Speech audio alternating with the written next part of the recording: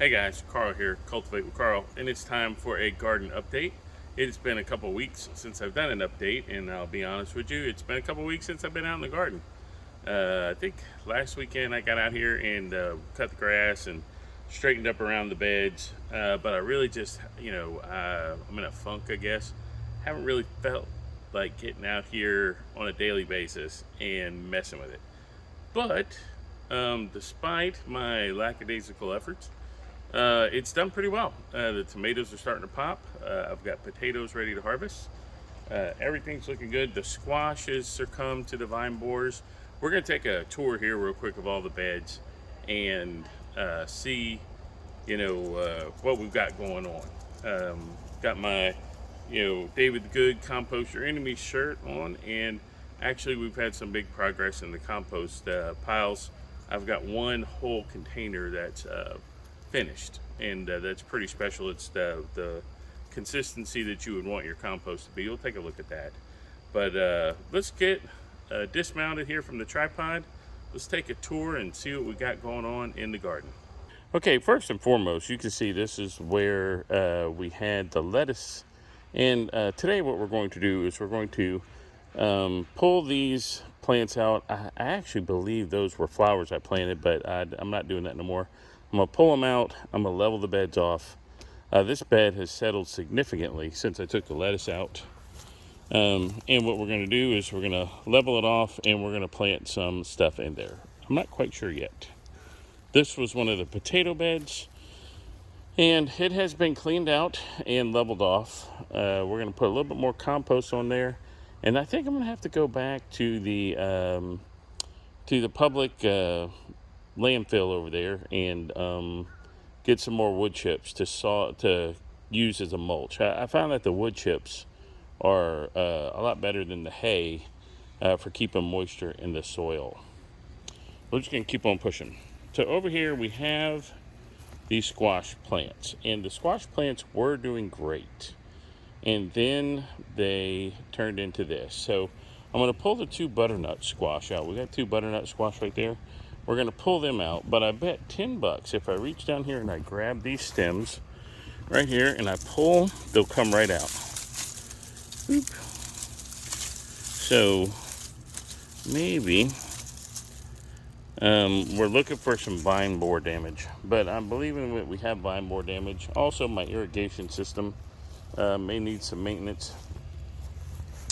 Here you can see some stem damage, and I think it's, they're prickly. That right there, that soft spot right there, that's going to be vine borers, I'm pretty sure. So the squash are going to get pulled today, and we'll throw all the way. We'll throw that all away. We won't use that in compost. Because so what we're going to do is we're going to pull the squash plants today, and we're going to throw those plants away. We're not going to use those in the compost because I believe that they have vine borers or something else going on with them. But here in my zone, it's some people have good luck with squash and some people do not. So I don't I know that we can get one or two good harvests of squash off, and then bam, the plants are usually dead. Now I could replant, and the same thing would just happen to them again. So I get one or two squash, and then the vine borers would move in and we'd be done. Okay, the string beans have been doing great. So we're going to look later at all the produce I've harvested, and of the produce that I've harvested, string beans, I've got a couple bags full. So here you can also see we got a watermelon plant in there, and it's just looping around doing its thing. I'm going to train it to go back down the bed. I want it to stay in the bed. I don't want it to overflow. Now, if you're like, hey, Carl, your whole garden's wilted and not looking real hot. Well, it's midday, so the sun's up. The plants are wilted because they're drawing their leaves close as a way of conserving water. So it's not a big deal. Nothing to be alerted about at this time. Now, some of the plants are looking a little not well, and I think it's because of the heat. The warmer it's gotten, you can see I need to do some weeding in there, but these plants have turned this color, and only them. The other bean plants seem to be doing fine. I think that's probably going to be heat related. So that's what we got going on. Let's take a run down the fence. Here we have the cucumber plant. Not doing too hot. I've gotten a few cucumbers off of it, and it's not doing that well because it's not on the irrigation system. So the irrigation system stops right here. And if I remember, because I overplanted potatoes, then down the road we had all potatoes. Now I've switched out the potato pots and I've got other tomatoes and stuff going on. So here we've got onions. Now these are red onions, and man, I don't know when they're going to be ready. So we're just going to let them keep going.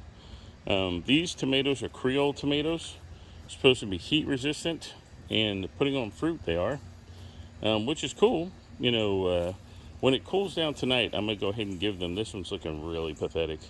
When it cools down tonight, I'm going to hit them with a little bit of water. I'll give them some water tonight, and I'm setting them up now on the 2 time a week water cycle. Here our potatoes are collapsing like they should. It's their time.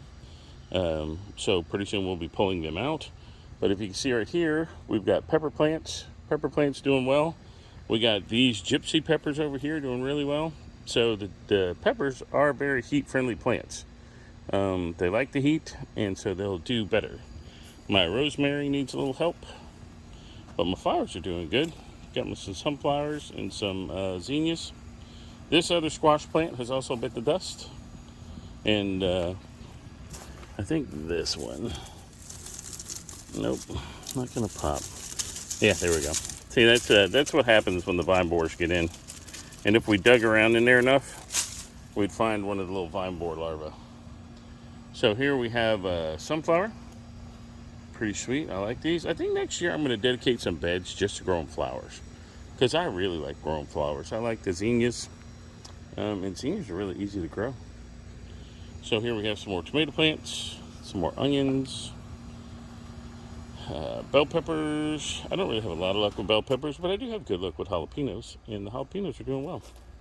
These are white onions, bulbing type. And then over here we have bunching onions, and the eggplants are starting to take off now that it's got warmer. And then last week I got a mammoth. I had a pot of carrots and I harvested it, and it did really well. So over here where this cardboard is, we're going to turn this cardboard into a in-ground bed. But if you see, the the dang sweet potatoes are vining out all over the place. But that's the sweet potato bed, and I'm going to have to get the sweet potatoes off of my air conditioner unit. So there you go. Okay, saving the best for last, and I shouldn't really be doing this video in the middle of the day because the plants look so pathetic, but these are my indeterminate tomatoes, and I think they are suffering from lack of nutrition in the soil because the determinate tomatoes have outgrown them like crazy. So, but the determinate beds are the ones that have the horse manure, compost, and the earthworms in them. This one is just left over from last year, and I put some fertilizer in it, and that was about it. So I do have some tomatoes on them, but I am going to try some shade cloth to get them in the shade a little bit, and I'm going to try and up their watering cycle. Plus, I'm getting near clean off the weeds. This one will do today. Here are my determinates. Now, my determinates have gotten so heavy that they've just fallen over. And this is part of when I was telling you that I wasn't coming out here on a daily basis. What I should have done is been out here to buttress them and to stake them up so that they didn't fall over like they did. But the tomatoes are starting to turn, and I'm going to allow them to just continue in their current formation. We're going to add some more water on a gradual basis so the tomatoes don't split. But as we do the flyby, this is the Celebrity tomatoes, and then the Gypsy Goliath tomatoes. And then as we get down here, we get more celebrities. These plants look like they're doing a lot better. I'm pretty happy overall with the turnout, man. I'm not sure why I lost my motivation to be out here, but I'm gonna get my mojo back. So these down here on the end are Florida 91s. It's supposed to be genetically engineered to be heat resistant. And down at the end of the bed down there, we have more celebrities. Here we have cherry tomatoes, and you can see the bottom of the cherry tomatoes are starting to turn yellow, and I believe that's because of a nutrient deficiency. But there are tomatoes all over them. They just appear to be thinning out. So I really overplanted this bed. So today what we're going to do, we're going to give them a good water, and we're also going to give them some liquid fertilizer to give them a quick boost. And then we're going to go in there and we're going to thin out some of the plants so they can get a little bit more air circulation. Oh, come here. Let's go check this out. So, if you can hear the squirrel patrol, he's underneath the shed because there's probably a possum under there.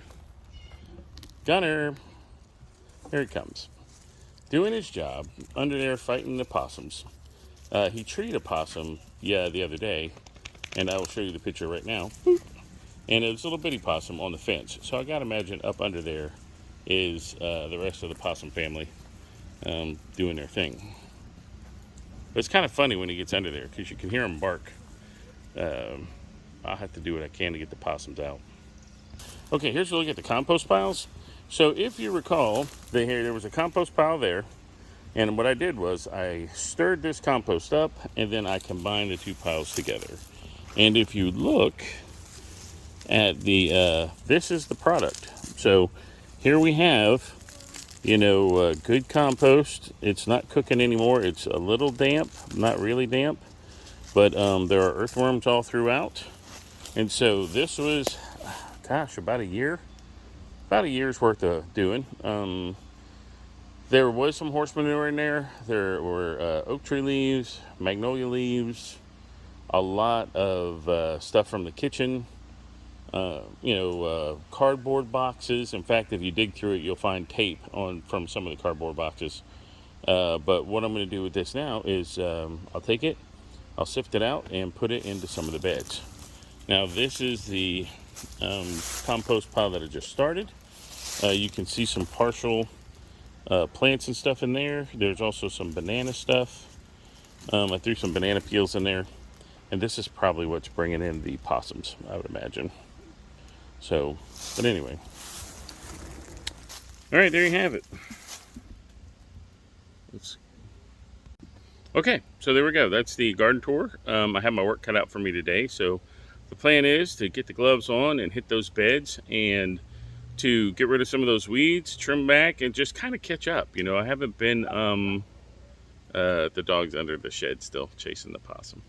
But I haven't really been out here. I have to change that because you can see, for the most part, the tomatoes are doing well and the potatoes are doing fine, but everything else needs maintenance.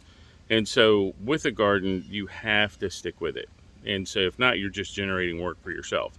Because now I have to come out here and do stuff to the gardens that I wouldn't have to done if I just kept up with it over the last couple of weeks.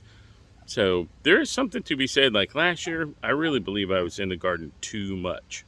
So I was messing with everything too often, and there wasn't enough payoff for what I was doing. But now I think I've gone too far the other way, and I've basically, I basically let it go a little bit too far. So today, the goal is clean everything up, fix the irrigation systems, get some plant food to them, and then get rid of the possum under the shed so that the dog will stop going bananas. He's been barking all day. So that's it. So what do you do, when you just don't feel like being out here? I don't want to be a Debbie Downer or anything like that, but, sometimes you feel like participating in the hobby and sometimes you don't. So what do you do to get out of the funk? Now, I will tell you, coming out of this funk, I'm motivated greatly by the amount of produce I'm taking out of the garden. And as soon as I stop talking, we're going to go inside and take a look at that now, because I have a lot of it laid out on the counter so I can start packing it up and stuff. And maybe we'll harvest some potatoes today. Take a look at them, see how we're doing. So, all right, let's go inside and check out the produce. Okay, guys, here we go. Inside, we're going to look at the produce that we've gotten so far this year. So here's a roundup of everything we're at so far. First off, here's the ripening shelf of tomatoes. These are the Bush Goliath. I think I called them something else earlier. The celebrities are like that size. These were Bush Goliath. As I was cleaning the plant, they fell off. But I've got some dried bunching onions that I'm going to replant. 2 butternut squash, some more bush Goliaths. Look at these, man. That is the perfect tomato. It's got a little dent right there, but everything is good about that. I can't wait to eat one of these. So far, this is the only cherry tomatoes, and that's a little variety of each. I got this bag of green beans. Now, these bag of green beans is my second bag of green beans. We've already eaten 1.5. So the green beans were good. Here are some onions that I'm going to chop these up and dry them out. We have squash zucchinis, cucumbers. This is the whole mess of carrots. I've got to divvy these up. I got some friends that want some of these. Now for my tomatoes or potatoes, we've got the red Nordlands, the dark red Nordlands. And for those, we ended up with a bunch. So I'm going to keep them. Now I didn't wash them, but I'm going to keep them in these bags in the pantry. I wish it, look at the dogs messing with the cat. Here we have German butterballs, which there's a pretty good amount of those too. Those are pretty good sized. So of the potatoes, these are the ones that were most successful. And then these are Caribes. These are purple ones. A little bit small. So these are the tags that they see potatoes come in, and I keep them and I put them on the bags. These have already been eaten, I believe. These were the Yukon Golds. And I'm not sure where the Yukon Golds are at. I think I've already eaten them. And then we got the russets are still out there, and the Elbas are still out. So we're not on the tripod or anything or the microphone, so hope this comes out okay. So that's what we've gotten so far. Hey, I'm pretty happy with that. That's pretty good stuff. That's a couple lunches. The tomatoes are really starting to pop. The tomatoes out there are going well. And so now it's just a matter of reset, get ready for the summer. So working with the potatoes, trying to get a little bit more yield out of them. The tomatoes I'm very satisfied with. Carrots, we're going to try them again in the fall. But I think I'm getting ready to redo the beds, and it'll be summer planting time. So we'll talk about that in the next video. But that's it for everything. That's the garden update, including a produce review.